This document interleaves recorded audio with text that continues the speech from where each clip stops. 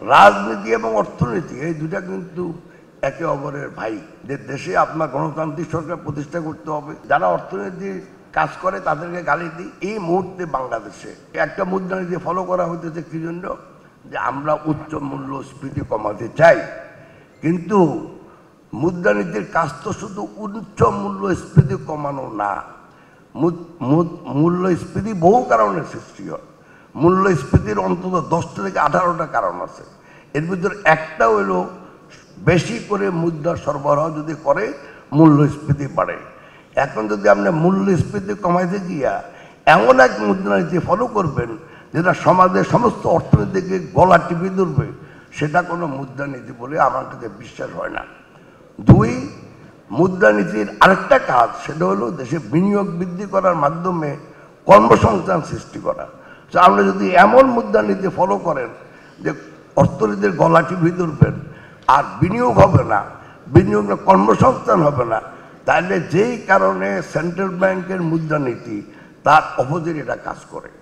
সেজন্য আমি আমার দেশের এখন এই আমাদেরকে আদম চৌধুরী সাহেব বললো, এই প্রথমবারের মতো, যদিও আমরা প্রাইভেটলি অনেকের সাথে ইন্টারাকশন করছি, কিন্তু পাবলিকলি এই প্রথমবারের মতো একটা ইন্টারাকশন করা হলো।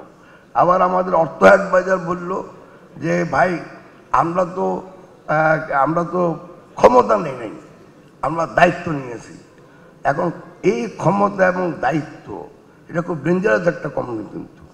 তো ওনার সাথে দেখা হলে আমি জিজ্ঞাসা করতাম যে ভাই আপনি কার দায়িত্ব পালন করতেছেন? তাদের সাথে কোনো ইন্টারাকশন নাই।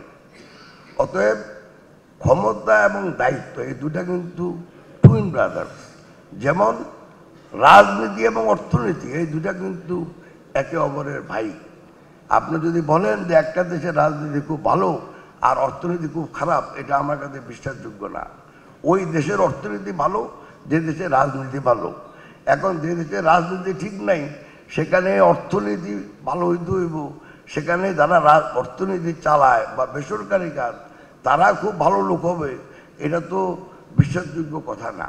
কারণ রাজনীতি অর্থনীতিকে নিয়ন্ত্রণ করে, আর অর্থনীতি at the end of the day রাজনীতিকে পরিশীলিত করে। অতএব যদি দেশের অর্থনীতি ভালো করতে হয়, দেশের আর্থিক সেক্টর ভালো করতে হয়, আগে ভাই রাজনীতি ভালো হতে হবে। এসেন্সিয়ালি রাজনীতি ছাড়া কোনো জিনিসই ঠিক হবে না। এটা আমি বুঝি, এটা আমি জানি। যাই যে আমাকে বুঝাতে চান আমি চেষ্টা করবো না থেকে বুঝতে, কিন্তু আমি অবুঝের মতো কথা বলতেছি না। Essentially at the end of the day আপনাকে দেশের রাজনীতি ঠিক করতে হবে। রাজনীতি বলতে আমি এটাও বোঝাই যে দেশে আপনার গণতান্ত্রিক সরকার প্রতিষ্ঠা করতে হবে। যদি গণতান্ত্রিক সরকার প্রতিষ্ঠা না করেন আপনি, তাহলে ডেলিবারেটিভ পলিটিক্স আমাদের লাগবে, যেই তর্ক বিতর্কের মাধ্যমে আপনি দেশের জন্য একটা ভালো ব্যবস্থাপনা সৃষ্টি করবেন। ঐক্যমত্যের ভিত্তিতে আপনার যে ভবিষ্যৎ চিন্তা করবেন সেটা কখনো হবে না। কোনো একদল একতরফাভাবে কোনোদিন একটা দেশের উন্নয়ন করতে পারে না। আরেকটা হলো ভাই, এখন আমরা কেউ খালি রাজনীতি করি, ওই যারা অর্থনীতি কাজ করে তাদেরকে গালি দিই, কেউ আমরা অর্থনীতি কাজ করি রাজনীতিবিদদের গালি দিই।